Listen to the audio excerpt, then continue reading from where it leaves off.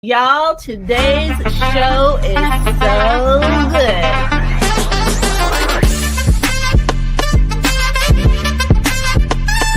But number one, I've never seen an intro like that. It is my hope and desire that not only will episode 30 still be fun, but episode 300 will be even more fun. You are made for something great, so go and be awesome.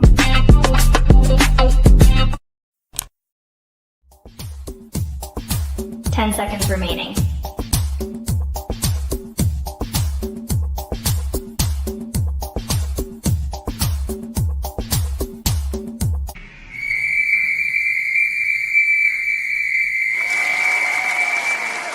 Hello,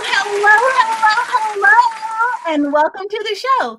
My name is Renee Hastings, and I'm your host of Renee Speaks. Y'all, today's show is going to be so good, and that is because I'm proud to say the show is sponsored by Executive Help Now. At Executive Help Now, we are all about simplifying your business so you can focus on what really matters. From streamlining operations and administrative support tasks to producing podcast shows and keeping everything organized. We are here to help you thrive. So if you're ready to make your life just a bit easier, hit us up at www.executivehelpnow.org. Y'all, today's guest is simply amazing, and I cannot wait to introduce you. Her name is Penny Armbruster, and she is a fractional CFO and founder of 1610 Consulting. With over 20 years of experience, she helps kingdom-minded entrepreneurs turn financial chaos into confident decision-making.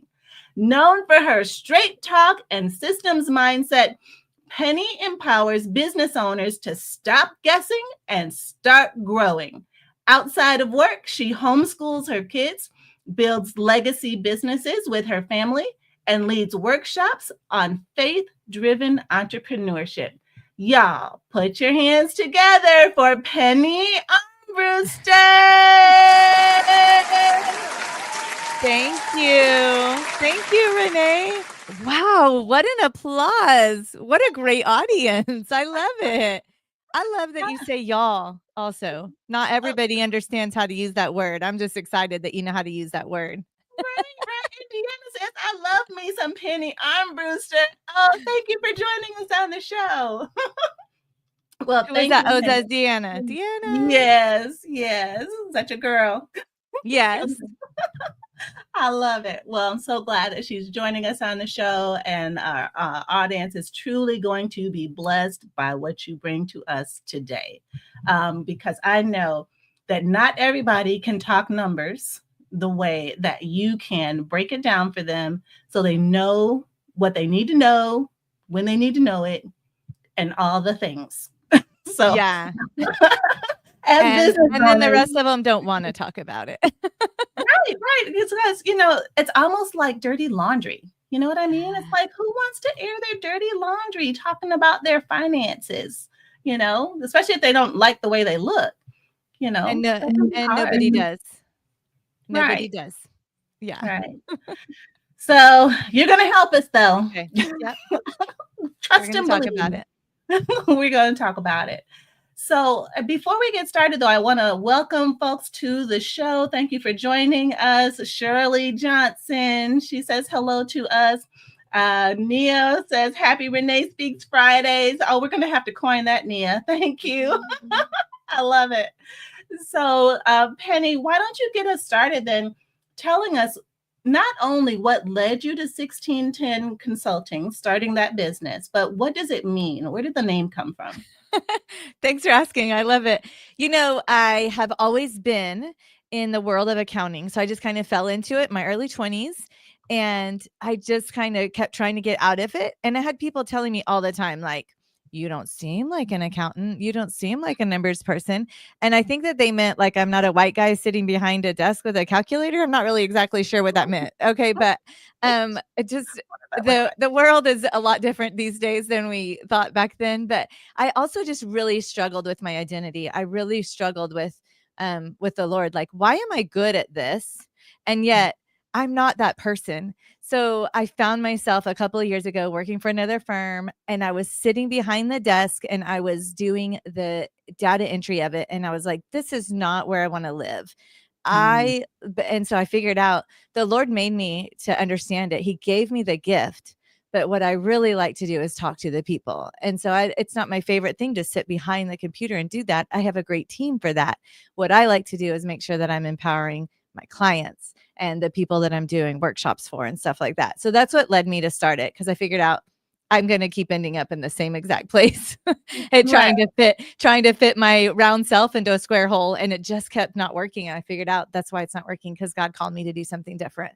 And I found out one of the things that bugged me about the accounting industry is that we give our clients enough to confuse them and not enough to empower them. And so it frustrated me because I was stuck in the accounting part. And I was like, this isn't what people need. Like, they don't care about last month or the last 6 months. What they need is like help to, what do I do with those numbers? Like, thanks for sending me that P&L and balance sheet. What does that mean? How does that help me run my business? And so so I just felt like there was a hole missing there, and we have to do better for our clients. Yeah, agreed. 100%. You asked about 1610. Listen, I know it's not the best domain. But I was up in the middle of the night back when I was praying about this business. I was up in the middle of the night. The Lord woke me up. I was up, got my journal out. I was writing, and I just heard Luke 16:10. So Luke 16:10 says that whoever can be trusted with little can be trusted with much. And so I named it 1610 because those are the kind of people I want to work with. The ones that, like, you might not have the millions yet, but you're getting there. And I think that that's not a verse necessarily about being good enough. But to me, what I see is the way that I fit into that verse is that it's about building foundations that set the stage for growth.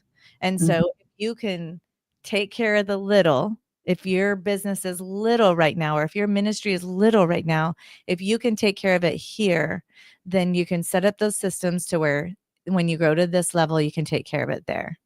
Yes, absolutely. That is so profound, because I think about that same scripture, similar, that he who's faithful in the least things can be trusted with, will be faithful in much. Yeah. And I think about that even in terms of our business when. And at Executive Help Now, we are a virtual assistant service agency, and we have processes and systems and procedures and things that we do. And it might seem like a little thing that we're asking people to do, but thank you for popping that up there. Whoever can be trusted with very little can also be trusted with very much. Luke 16:10. Thank you for. We have the best podcast production team in the world. Totally love them. It was magic. Magic. I know, right? That just all of a sudden appears. And so the little things, if you can be faithful in the little things, then God can trust you with so much more later. But if you're not even going to do the little thing that we ask you to do, then how are we going to trust you with a whole client? Yes. You know what I mean? Yeah. No, I don't think so. Yeah. And it's not about being perfect, because nobody ever gets perfect enough. If you go poll 100 people that you know, are your finances where you want them to be? They're all going to say no. Nobody is perfect. That is not what that verse is about. That verse is about faithfulness and stewardship. It is not about perfection. So I want to make sure that people get that. Like, this is not a perfection message. This is a stewardship message. Absolutely. And why focus on kingdom-minded entrepreneurs? Why did you make that your ideal client? It took me a little while to commit to it. If you've ever talked to somebody like that's in the stages of trying to niche down, like it's really hard to get there. And so I'm sure that there's somebody watching that is like, that's me. And but I knew that I needed to. So the reason I narrowed down to kingdom-minded entrepreneurs is because we share values. Like when I get intimately involved with my clients. I'm not just doing their taxes and we're not just doing their bookkeeping, but I get intimately involved. They're trusting me with the thing that's most precious to them is outside their relationships and their kids and stuff, their finances. And so we just because we share values. So we start with the whys, like why this business? Why now? What is it going to look like in 1 year, 5 years, 10 years? And that's easy for me to connect with them because I'm a stewardship person and they are stewardship people. And so most of the time they get into business, not because they want to build mountains of money for them, but they get into business because they feel a God calling on them to do that. And so they're building not just a pile of money, but they're building a legacy and they're making sure that their business overflows. They want their business to overflow. And this is where I come along and say, hey, what do you want your business to do? They want it to overflow into their community, to their churches, to outreach, to the people around them. 100%. Yeah. And I can get on board with that easy. Yeah, absolutely. Oh, that definitely resonates with me. You and I are like right here. Eye to eye. Yeah. And Nia too, it resonates with her too. She says she loves that verse, Luke 16:10, of being faithful, and it not having to be about perfection. But when you're dealing with kingdom-minded people, and it's not about them. It's not about them personally as a person. It's about what impact can we have outside of us, outside of, our bank accounts and outside of our family. How can we impact the community? How can we impact our church? How can we increase our tithe? All of those things. That's what's most important, because when we partner our dollars with the rest of the church's dollars, then we can impact the world. That's right. It's so far beyond just what we're doing. Yeah. And we weren't put here just to make a pile of money. No, it's not enough. I'm not mad at the pile, though. I'm not mad at the pile either. I'm welcoming the pile, but it's not enough. Right. It definitely is not enough. And as we're trying to get there too, some people on their entrepreneurial journey, especially if they're not familiar with or used to having a lot, and then all of a sudden their business is blessed. Yep. And they start making money hand over fist. And they're like, this is strange. This is new. I think I should be excited. I think I should be happy, but I'm scared. I don't know what to do with all of this. What would you say? You know what? I prefer scared. as opposed to the people that get that first entrepreneurial paycheck and they go blow it. They buy a boat.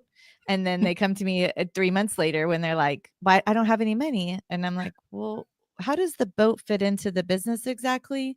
Right. So I would prefer they come to me scared. Like, what do I do? That's a much more coachable person. Well, I could. That's where I was, and I belong to a small group at my church, Victory Church here in Atlanta, and we are all about small groups. We've got hundreds of them, and I used to lead one for women, and it was online, and so I had my community around me, who helped pray me through this whole business and everything, and all the things that we were going through. And when God was blessing the business and all of this was happening, it was terrifying to me. And I had to ask my girls, I'm like, y'all, something is wrong with me. I need y'all to pray for me, because I don't know what all of this is all about. Yeah. I love that. That's awesome, though. That's a beautiful humility.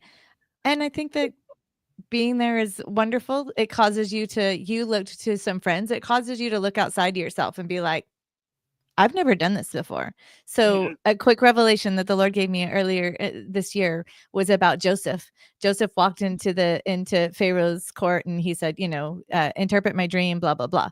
And then Joseph said, here's what you need to do. you need to get a guy and put him in charge so that you can make it through the good years, so that we're going to make it through the famine years. Joseph was really describing a position. He was just doing a job description. Great HR guy. And Pharaoh says, you're that guy. And what's interesting is Joseph doesn't have a resume for that. His resume does not qualify him to do that. But he was brought into that place at that time. And so many entrepreneurs are, and that's what the word entrepreneur is. They're just opening doors that have never been opened before. And you're just Joseph walking into a room that you've never walked in before, doing something that you've never done before. And it's a beautiful thing when you can step back and be like, I've never done this. And tell that secret to somebody else, have a friend that you can call like Renee or Penny and say, I've never done this. How do I do this? Exactly. I love that. And I love that comparison to Joseph, because I don't know how many times I've had the same conversation with God. Like, God, this isn't what I do. Right. I'm supposed to, you're asking me to do this, but that's not that. I don't know that. And so it's like, but let's go. He will put somebody in my life that does that exact thing. I'm like, Lord, here you go. Okay, let's do it. So we are on the journey, and it is truly just been such a wild ride, but it's been so fantastic just watching God work, just answer prayer after prayer after prayer to help solve things and help me grow into this new space that I've never been in before, and allowing my paths to cross different people to help me on that journey. He's so faithful. He is so faithful. Yeah. But sometimes we get to this place, though, when we're looking at our numbers and we're like, something just ain't right. Why do I feel broke? So what are some red flags in your experience that show that our finances are getting out of whack? Okay, well, I don't know if we're talking two different things, so I want to make sure that I clarify, because I have that ready. And so red flags, when I'm looking at somebody, if I'm talking to them in a conversation, some of the red flags are that bills are being paid late, that you as an owner are not paying yourself. If you're not paying yourself, things are not right, because you have a really demanding hobby, and that really sucks. So how long you have to step, and I'm saying that, Renee, because I meet entrepreneurs all the time. And that's one of the very first questions I ask, are you paying yourself? And so a lot of times they're not.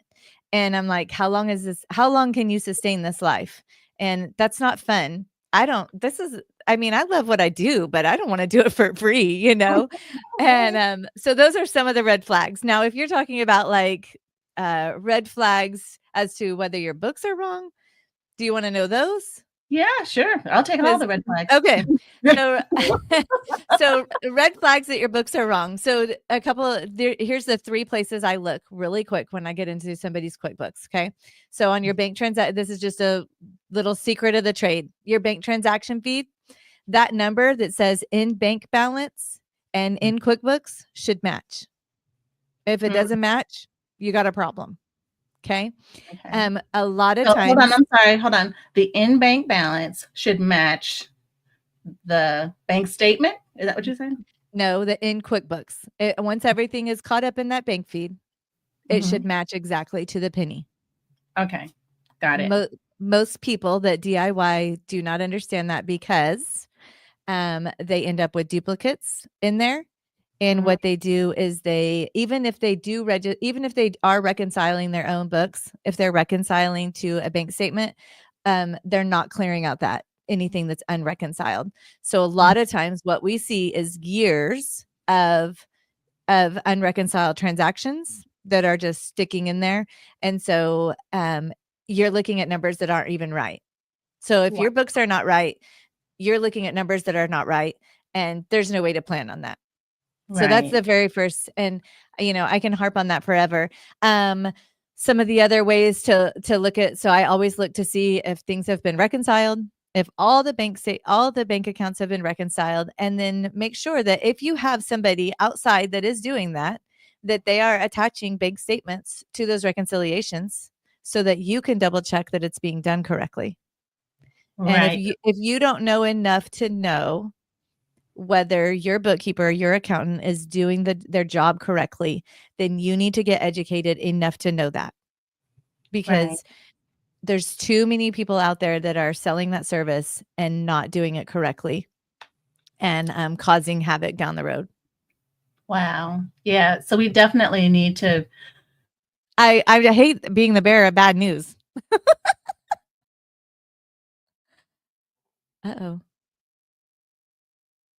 It is so important to know that not only the books are being done correctly, but know what to look for to know that they're not being done correctly. Yes. You know, that's so important. So even if we're not finance people or numbers gurus or anything like that, we still need to know what the numbers are. Yes. Important. Yeah. So I appreciate you sharing that. And if you use QuickBooks, in QuickBooks needs to match what's in what's the word? In bank. In bank. Because it's looking at a live bank. It's looking at a live bank balance. So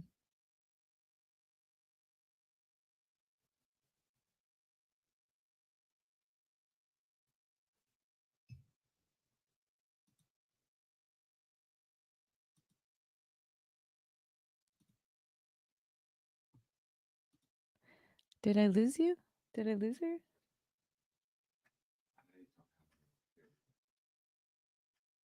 Is that her internet or me?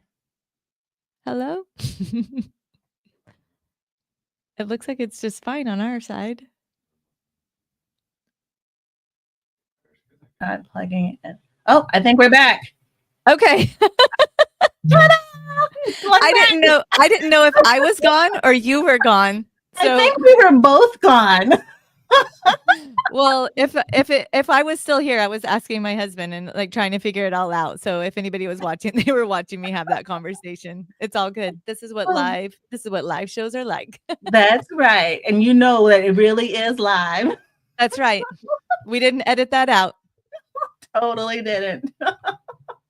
So welcome back. And we'll continue this conversation. We were talking about the importance of knowing your numbers and knowing that what is in your QuickBooks is in QuickBooks matches in bank. Those numbers need to match to the penny. And if they don't, then you got a problem. And you need to figure out with your person, your bookkeeper, accountant, whoever, what the discrepancy is and how to fix it and get it fixed immediately. So that your numbers are correct going forward and you can make proper business decisions based on proper information. Yeah. I love that you know that, Renee. Not everybody knows that you need to be looking at those for a lot of people think that this is just for taxes. And while we do need them for taxes, unfortunately, still, you have to have them for running a business. Absolutely. And I run a business. I know that I have numbers going on in my head. I think that this is what it's going to be. This is what it is. And you need to make sure that what you got going on in your head is actually what's happening. And I'll tell you 9 times out of 10, it's not, because we cannot possibly remember every single thing in our head that's coming through our bank accounts. And it's important to see those. So, which I think, Yeah, it's very important. When I first brought on someone to help us with our numbers, she was like, well, how many transactions do you do a month? I'm like, oh, not that many, like 10. Every single client ever tells me, I don't have very much going on. And I'm like, sir, you have 1,020 transactions last month. What? I'm like, just because you ain't got no money does not mean you don't have anything going on. We got to figure out how to keep the money. Yeah. Right. Oh, that is hilarious. So I wasn't that bad, I don't think. I'd have to ask her. I'm exaggerating a little bit. I'm known for that. But it's so weird how it doesn't even seem like a lot. Like you're in it every day. It's like, I'm not doing nothing. And then all of a sudden it's like, wait, why is this statement 5 pages long? Yeah. Yeah. So what is one myth that you would like to bust today about business finances?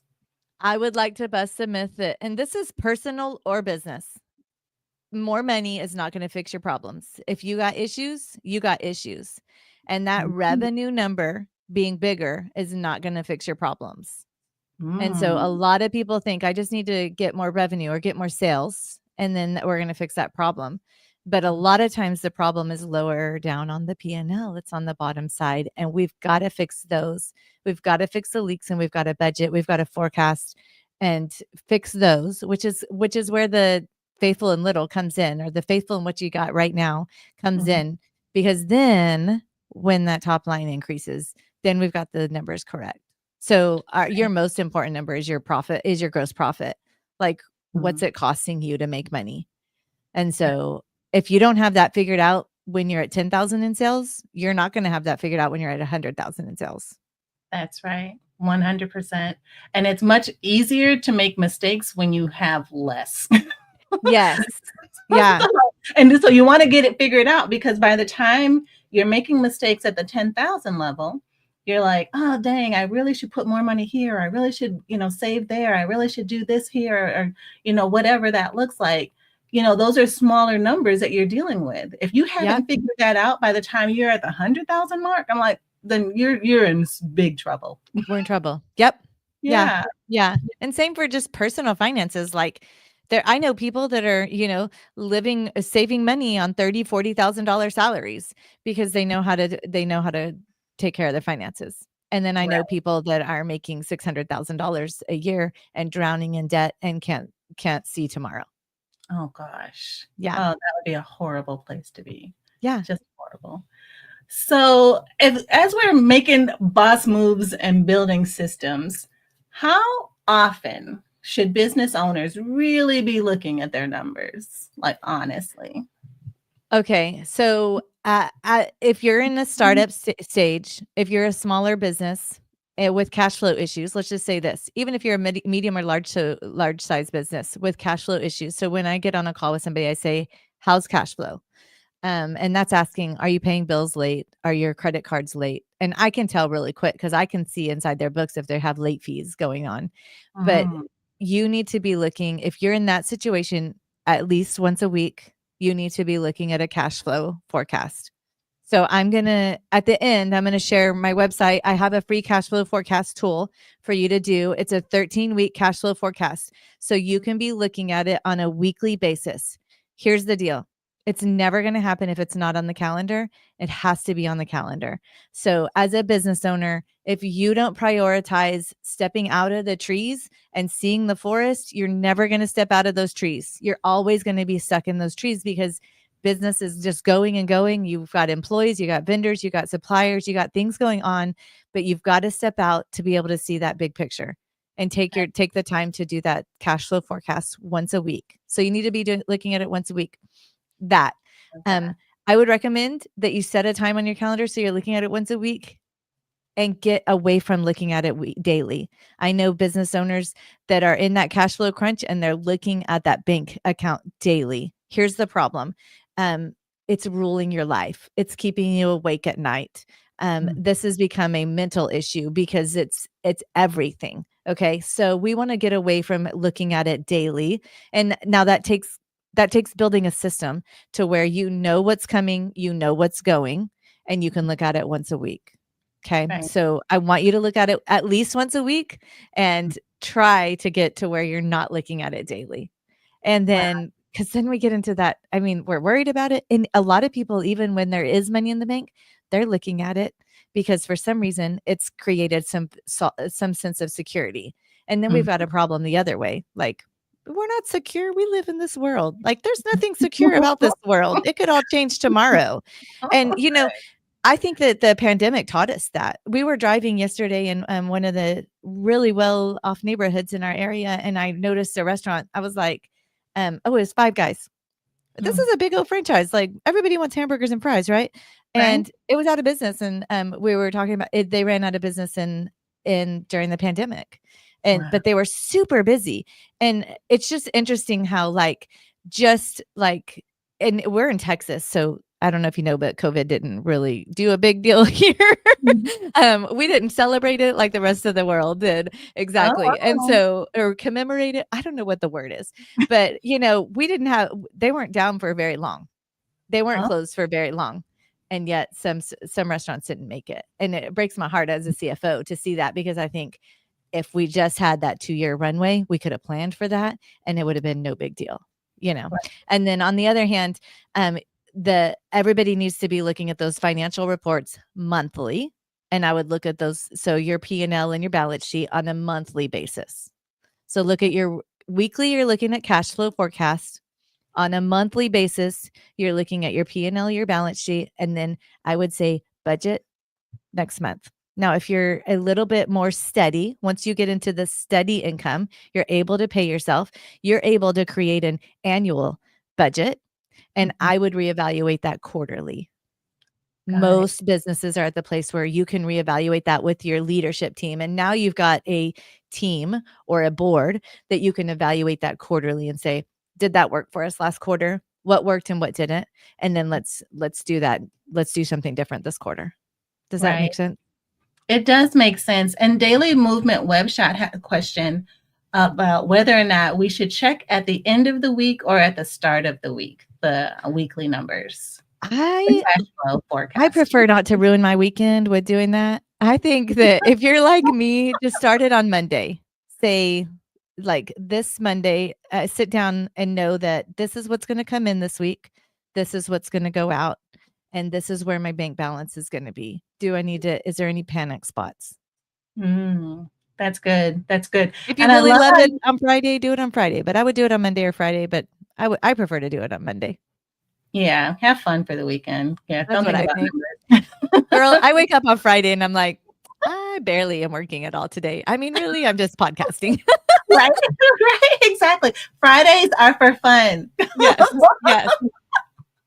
Right, exactly. I love that. And I love how you said, make an appointment with yourself on your calendar to make sure this happens. This is an important appointment. Yep. Even though it's just you in the books. Yep. Keep it. Don't let anything take over it or take precedent over it. It has to be prioritized. Penny said, you have to prioritize this time to review your cash flow forecast every single week to see where things are, to see where adjustments need to be made. Yeah. And that prevents the panic. We don't want to be reacting and panicking. I just want to drive around and do my thing and not worry that something's going to bounce or I forgot to pay a vendor or something like that. It just eliminates that. And if you have a team, if you're a solopreneur and you absolutely don't have somebody, be accountable to somebody. Yes. Be accountable. So your team needs to know, like, if that's on the calendar, don't schedule me another meeting because that's what I'm doing right then. But if it's just you and you're all by yourself, be accountable to your spouse, be accountable to a friend, an entrepreneurial friend, or somebody else to keep you accountable to, like, let's build something different than just a day-to-day paycheck. Right. Exactly. 100%. And accountability is so key. And one of the things our pastor talks about accountability a lot is that when you have an accountability partner, you just act better. It's true. It's true. If I know somebody's going to call and check on me, I get that crap done because I want to be, and I might just be a perfectionist. Like I was the kid that wanted an A in all the classes in school, of course, but I want to make sure that when somebody calls me and asks, did you do it? I want to make sure I can say, yes, I did do it. Yeah. I might have done it. I might have done it 30 seconds before you called, but I did it. Right. Exactly. So accountability is so important. It just all the way around, whether it's your finances or personal marriage, whatever, it's just so important to have accountability. It is. That can't be stressed enough. Oh, my word. Yeah. So as we're talking, Penny, about looking at the numbers and knowing what the P&L says and your balance sheet and your quarterly budget for a review of the annual budget and all of the things, some of that can be so intimidating if you're not a numbers person. Yeah. And I keep trying to stop saying that I'm not a numbers person because, there's power in words. And I honestly believe that. So I have but I don't know what else to say besides that. Let's be honest. Every business person is a numbers person. Okay. You are a numbers person, Renee. You know how many VAs you need to handle this amount of work. You know how many clients you need to bring in this amount of revenue. You are a numbers person. You just don't, your gift is not functioning in that.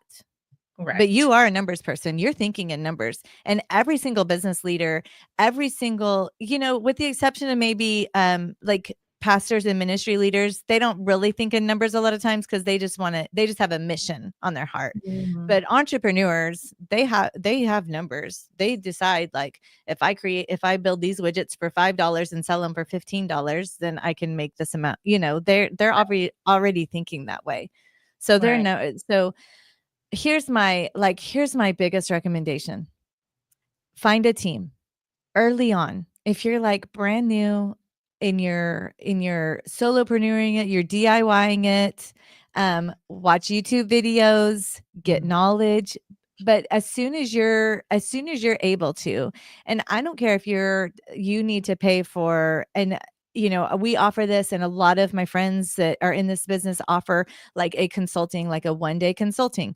If you just want to save up all year and pay for somebody to sit and talk to you about your finances and do just 1-day consulting, then save up for it and do it and make it a priority, because you need a team.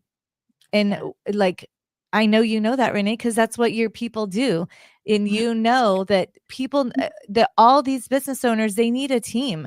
And most people get into business and they're like, oh, I'm going to be so much fun. We're going to make mountains of money. We're going to pile them up over here. And then they realize, I'm the accountant, I'm the marketing, I'm the human resources, I'm the maintenance guy. Somebody has to, just you all of a sudden realize I'm this, and this.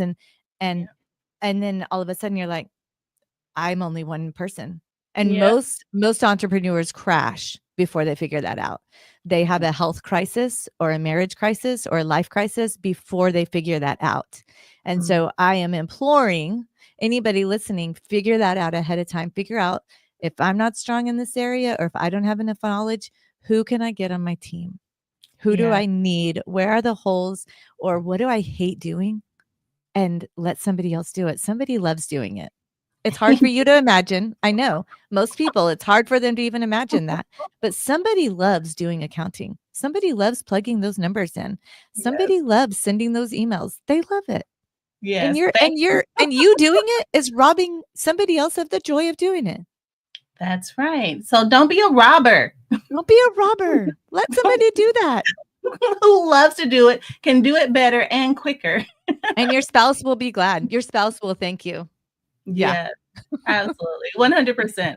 I am such a strong proponent of building a team because, like I was mentioning earlier, when I started this business and we were growing, it was a collective effort, with all the prayers of my friends and my husband and all his support. And I mean, all the people that were surrounded, they, brought in their perspective and their frames of reference that I would have no idea about. They've been through so many experiences that they just shared with me that helped me in building this business. And so it's so important to have a team. You don't have to be the one wearing. No, and it doesn't have to be a full-time team.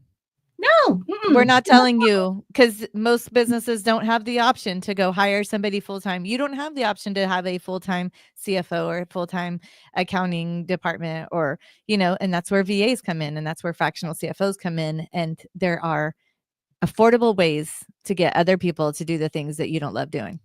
100%. I love and do them better. I love that. I love it. So true. So, and that's, our packages start at just 10 hours a month. Yeah. I mean, that's a really doable package for someone who's just getting started, who just needs an expert in this particular area to help them, with this particular thing. So it's just a no-brainer. As a business owner, you have to have someone in charge of your marketing, someone in charge of your finances, and someone in charge of your schedule. Yes. So, I mean, at a minimum, those are the things that you need to be successful. And I think I can say that without hesitation. Yeah. And Shiana said that you've given some great advice about adding it to the calendar. She usually just does her numbers whenever she gets the chance. Yeah, I understand that. Yeah, And a lot of us. yeah. And I do mine first. So before my clients get done, just a little trick of the trade, I do mine first and look at my numbers first. And then I do my clients. But my clients get they get reports every single month. And so it's just, and then so when you're DIYing it, it's really tempting to just put that off because you kind of know what's in the bank. So you kind of feel like, well, I got that. Right. It's not good enough. No, it's not good enough.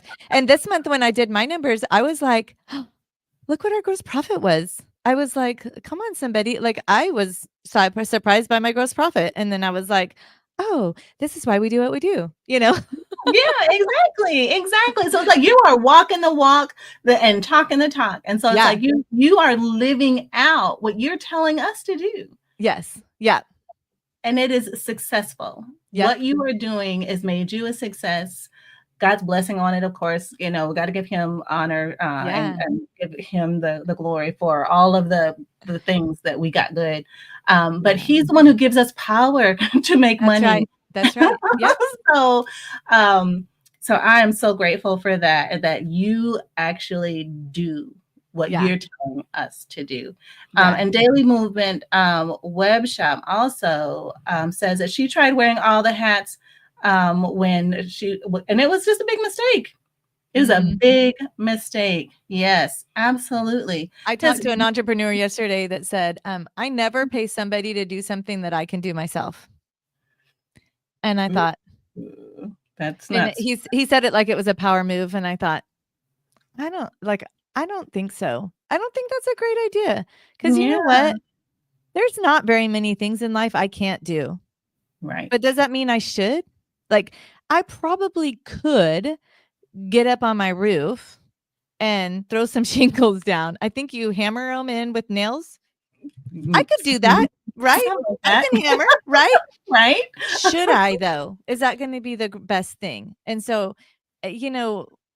we just get into this mindset of, well, I'll just learn to do that. And we have to consider the cost of how much time it takes us to watch that YouTube video to learn that thing. Now, I'm not discouraging learning.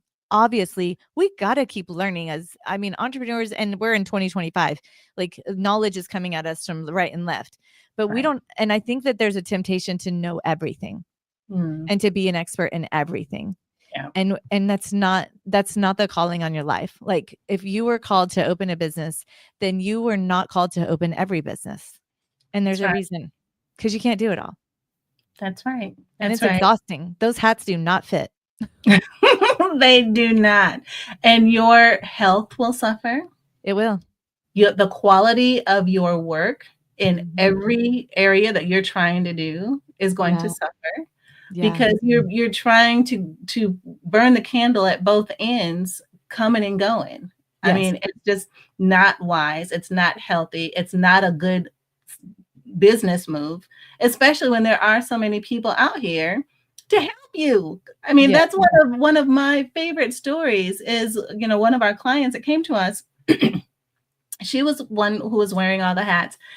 And she said, it would be such a help to me if I just didn't have to do all the work to process payroll, because I have all of these contractors and they keep track of their time in these Excel spreadsheets. And sometimes they don't send them in. And sometimes the numbers don't match. And she's just going through all the different problems that she had, trying to get the information, getting it into the system, and then running the payroll. And she said, maybe you can just help me with that.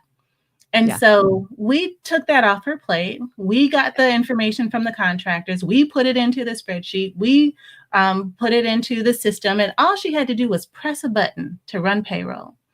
Yeah. And when she came back to me that next week, she said, she was in tears. Yeah. And she said, I can't believe I have been doing everything by myself for so long. And I did not have to. You were here the whole time. Yeah. And of course, we have since automated their timekeeping system and all of the things. But still, that's just one living example Yeah. of the difference bringing on team members makes in the Yeah. life of a business person. And you guys can reduce the propensity for errors. I Yeah, guarantee you, when you're paying contractors right and left, there's errors, there's duplicate payments going out. And newsflash, they're not going to return that. They're not going to let you know, oops, you paid me twice. They're just right. gonna Most of tolerate them it. won't. And so when you have somebody outside looking at it, they're able to catch something a lot faster than you are. Yeah, absolutely. Because we're not tired. No, right. We go in with fresh eyes. We're like the on the football team. And you send somebody in to sub out for somebody else, and then it's like the whole game just changes. Yeah, Because you have yeah. fresh And we legs tell on our the field. clients it's the necessity for having 2 sets of eyes on everything. That way, because you guys have her push the button, so she can look through and approve that second after you guys have already done the due diligence to make sure it was right. And so Yes. you've really, really just added a layer of security and added a layer of accountability so that we know it's right. Yes. And if One- it's not, 2 people missed it. And it's a lot more rare for 2 people to miss it than it is for 1 person to miss it. Absolutely. So 100%. most processes need 2 people. Yeah, for sure. And Tracy says, "Hi, Penny." Hi, Tracy.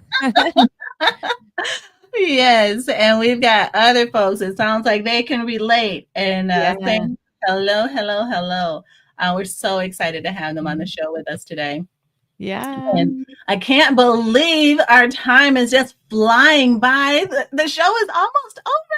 And I still have so many questions. Remember, I told you I was going to be selfish. I was like, well, wait, but what about this? And what about that? Yeah. So as we talk about you though more and how you refer to God a lot and your faith and how you operate. How does your faith shape the way you guide your clients in managing their finances? Most of my meetings start with prayer. And most of my clients, I ask them, cool with you if I pray? I think part of stewardship is just inviting them and just remembering every time we have a meeting, we're talking about money, but we want to invite the Holy Spirit to talk. Like he knows all the things and he's our helper. So I just always say, Holy Spirit, come and talk. Like, you know what's going on in this business more than I do. And so that's number one. Number two is I pray for my clients. They're on my prayer list and I pray for them during the daytime. I'll just pray in the spirit for them. And so that's the other way. And yeah. Wow, that is so good. I mean, just that hearing you say that just resonates with my soul. And I have sometimes that clients go through really tough times and I can't fix it. I'm just a fractional CFO. I'm just a CFO. But I can't fix this. And so a lot of times I'm like, I don't have an answer, but I do know the one that has the answer. And so I just pray. And I don't know that all of my clients are necessarily kingdom people. I don't say no. I don't ask them like, do you love Jesus? Do you tithe? That's not my business. That's between them and the Lord. But I found that I've never had somebody say, no, don't pray for me. Never. Wow. Well, that is good. That's good because we need it. I mean, and I do the same. I too am a faith-based business owner, and I love the Lord with everything. And I go to Him for not only my own personal stuff, but on behalf of our clients and the team members. The VAs on our team. Everybody's going through something, and He's the ultimate source. That's right. For everything. So why wouldn't we go to Him to ask Him? He can fix it. Yeah. I can fix it. He can fix it. Yeah. And it says in Psalms that he cares about every detail of your life. And that means your business. He cares about your business. He doesn't just care about your marriage. He doesn't just care about your ministry, but he cares about your business too. 100%. He cares about every detail of your life. 100%. And I was just thinking, about, you said earlier that so many people, if they check their numbers daily, it can cause them to worry. Yes. And it can cause them to become stressed and anxious. Mm-hmm. But who is the ultimate provider and source of our finances? It is God. Mm-hmm. It is truly God. He's got money. Yeah. His hand is not short. He Nope. knows who you are, and he knows exactly what you need. Yep. So we don't have to be worried or anxious. We just have He's to not trust. surprised by tariffs. That didn't No. surprise him. He's okay. He didn't fall off the throne. He's not like shaking in his boots. Oh my gosh, there's tariffs. We're gonna No. die. Yeah. No, he is not surprised by tariffs. I love that. And so everything that is happening in our lives, it's not a surprise. It is not No. a surprise to him. No. He knows what's going on, and he's already making a way to fix the Yes. things that we are so anxious about. So all we have to do is just trust and know that he is for us. He is That's not right. against us. That's right. Yeah, that's right. So good. Yes. Oh, and oh, okay. Hello. I don't know how to say your first name. I'm so sorry. Mahay. I'm gonna call her Mahay. Uh-huh. That's Say what I hey. would have said. And lots of hand raises. Amen. Tiana is on here. Amen. We just cannot forget. We don't need to be anxious or afraid when we are kingdom business owners and we are operating and giving God the glory for all of the things that get done, and even thanking him for the tough times. Yeah. Sometimes we just have to do that because it is through those tough times that not only do we depend on him more, call on him more, but it helps grow us into the people that we're called to be, that we're supposed to be. And we couldn't be those people without going through this valley first. Ugh. If you had it all together, would you need him? Right? I mean, that part. That'll preach right there. Oh my word. I love it. So in closing, before we run out of time, what is one money move that you would tell every entrepreneur to make?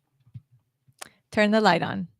So a lot of times we're afraid to, kids are afraid of the monster under the bed, and mama comes in and all you got to do is turn the light on. And again, I'm using the scripture. The light says that the word says the light, that darkness can never overcome light. And all you've got to do is turn the light on. So a lot of people are scared to look at their numbers because they're scared of what it might actually be. And they're scared to deal with that. But if you'll just turn the light on, it looks a whole lot scarier. That monster's a lot smaller than you thought it was. And we can deal with it once we get real with them. That's right. So whatever is in the darkness needs to come to the light. Yeah. Stop ignoring it. It's not going away. Yes, it's not. It is absolutely not. Same with I don't even know why I thought about ChatGPT and AI, but it's not going away. We cannot ignore it. It's here to stay. And we need to just turn on the light and embrace it because it is so, in our finances, it is so much more manageable when we stop ignoring it. And we actually start putting a plan in place for getting things in the way that we want them to be. Along those lines, I had a guest on the show, amazing guest, cracked me up so much. His name is Chad Gill. And if he's watching, shout out to Chad. But he recommended this book called Profit First. Yes. And it's a book by Mike McAllowitz. And Mike also wrote these books called something about a toilet paper business or something. I forget what that one's called, but then the Pumpkin Plan and then Profit First. And then there's another one about it. But they all are such fantastic books, especially for new business owners, to get to the nitty gritty and down and dirty in a really fun and funny way so that it's not so intimidating and it's easy to understand and implement. Yes. Yes. I love Profit First. I love Profit First. It's great for small and medium-sized businesses. I have found, so I do not love to just sit down and read business books. They're really boring to me. Yes. But I figured out, I found a site that does executive summaries of books, but it does them in graphic pictures, so that those of us that learn by pictures and charts and don't get the words, it is beautiful. So I'll share that link too. Because I'm just saying, when I tell somebody to go read the Profit First book, I'm already talking to people that don't want to talk about accounting, and there's just no way that they're going to go read the Profit First book. But the Profit First book, here's the newsflash: it's about paying yourself. And that's exciting. So get excited about, like, you got into business because you wanted a paycheck. So get on to Profit First. So I'll share that link too on my website, and I'll share the graphic. I love that.